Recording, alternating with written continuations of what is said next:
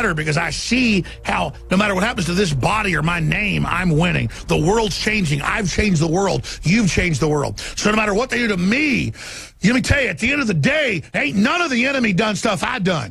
And it's not that I'm trying to be some badass or have power. I don't want jets, airplanes, big mansions. I want to be a bone breaker to evil. I want pedophiles and tyrants and scum and wannabe Eddie Haskells to know I broke them. Because I came from good people that were strong. We built America. We created the prosperity. And they want to feed on innocent people. There's going to be a sheepdog come out of those woods to those wolves. It don't matter if 10 wolves come down on me and I end up dying. I'm going to kill 5 of them in the process. And I've already taken out a bunch of them. And I'm not psyching myself up because I don't need to. The truth is, this is all under the surface. I'm born for this war. I'm not some psycho-parasite. My feelings are so big and so deep and so strong, I'm ready to lay it all down for everybody. My family, everything's on the line. My name, my treasure, my blood. I wrote John Hancock on that Declaration of Independence, and I mean it. And being pure is the greatest form of being alive. We're going to break in a few minutes. Roger Stone Holding, busy guy, StoneColdTruth.com, being demonized, being attacked, you name it, former head of the Trump campaign. Roger, what does Donald Trump need to do right now? Well, he is indeed besieged by hyenas. He's a giant surrounded by midgets. And many of the people who work for him, Alex, still don't understand him, don't understand his genius, don't understand the idiosyncrasies of his leadership style. And, of course, there are those who denigrate the way he goes about business, the same the way they denigrated Andrew Jackson, Theodore Roosevelt, many of our other tougher and more combative They're presidents. the spectators, the lesser men that sit back and watch great men strive, fail, or succeed. That's exactly right. They sit at the edges of the arena, pointing out where the strong man fell or where he could have done things better. But they're lily-livered. They don't have the cojones to jump in the arena themselves. I would say several things that are disturbing me, Alex, and that is I have uncovered Trump Pence transition documents that indicate to me that virtually every person hired for second and third level positions at the Tillerson State Department was recommended by Condelezza Rice. That Condelezza Rice was the chief progenitor of the appointment of Rex Tillerson, something Steve Bannon knew in real time but said nothing about. So this is Bush 3.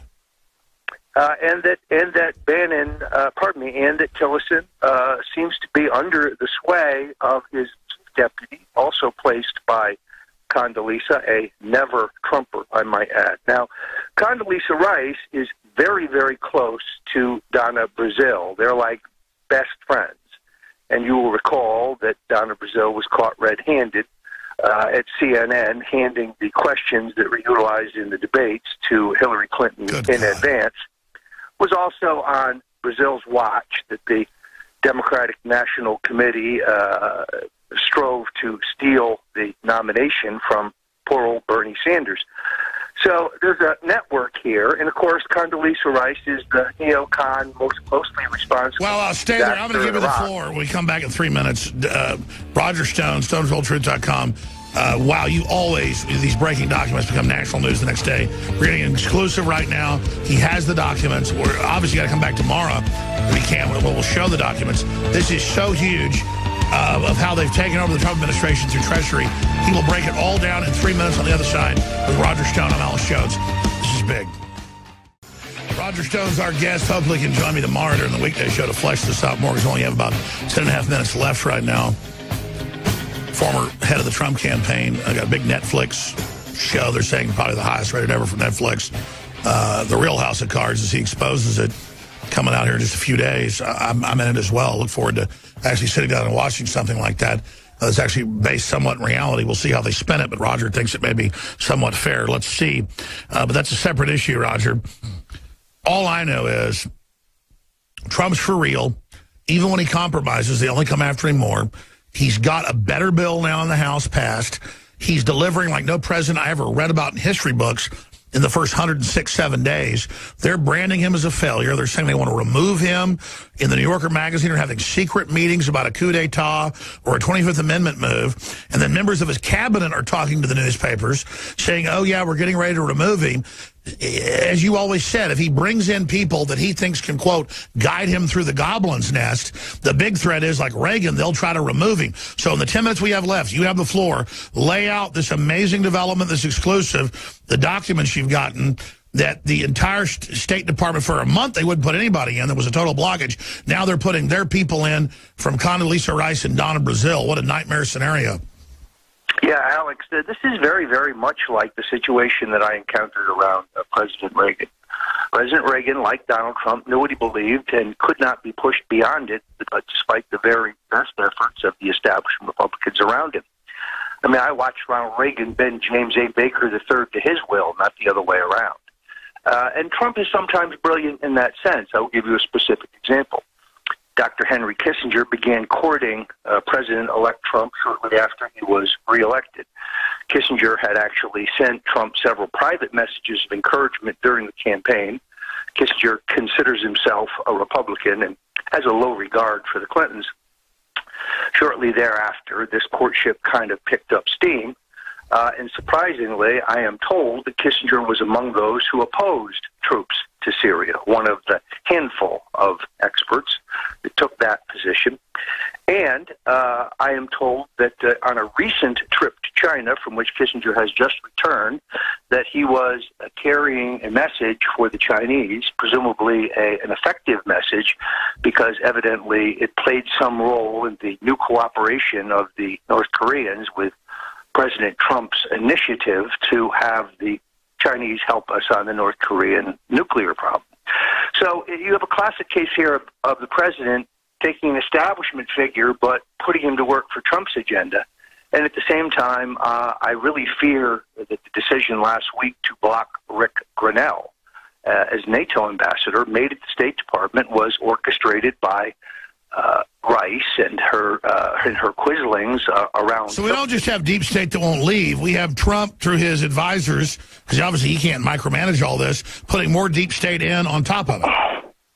Well, if you saw the president's remarks after the historic repeal of Obamacare, he said this has united the Republican Party like nothing before. Well, yes, but it also means you can see his advisors keep telling him that that's a priority. I don't think that is the priority. The establishment Republicans, the organization Republicans, they'll get on board if the president's policies are popular. They are. And if they're free market based enough. That's right. Trump has to be the leader. He can't sit there and try to court the Republicans. Well, we tried this before. The first Obamacare bill, which is spilled milk, the liberals still like to talk about it. Trump never loses when he tries and fails. You never lose by fighting. You only lose when you don't fight. You only lose when you step down. That's right. He's not a loser getting more done than any president in history just because some of what he did failed. He's hard-charging. It's why they hate him. You know a man by his enemies. But incredible intel you're giving folks right now. Huge exclusives here, Roger. Keep going. Well, tomorrow at 2 Eastern, we're going to name names in terms of who inside the State Department is doing Condi's bidding. So you're coming on the show tomorrow at 1 Central, 2 Eastern. That is correct, and I will have, we're going to name names, as they say.